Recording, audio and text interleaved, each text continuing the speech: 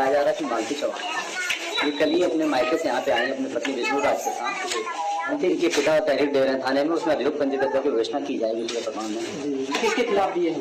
उसके पति विष्णु राज के खिलाफ दिए। जी हाँ दोस्तों, आप सबको तो पता ही होगा कि आज मालती चौहान है जो खुदकुशी कर ली है, अब इस दुनिया में नहीं रही है। जी हाँ दोस्तों, आपको बता दूं कि मालती के पिताजी है जो थाने में जाकर के एफआईआर दर्ज करवा दी है विष्णु राज के खिलाफ। जी हाँ दोस्तों, अब कार्रवाई की जा रही है कि असली मुजरिम है जो कौन है, कैसे है जो उसकी हत्या की गई है। जी हाँ दोस्तों, या खुदकुशी की है। लेकिन दोस्तों यहाँ अनुमान लगाया जा रहा है सबका कि नहीं, सबकी नज़र है जो टिकी हुई है विष्णु राज पर। जी हाँ दोस्तों, अब कल ही है जो मालती चौहान विष्णु राज के पास आई थी और सुबह सुबह एक कांड हो गया।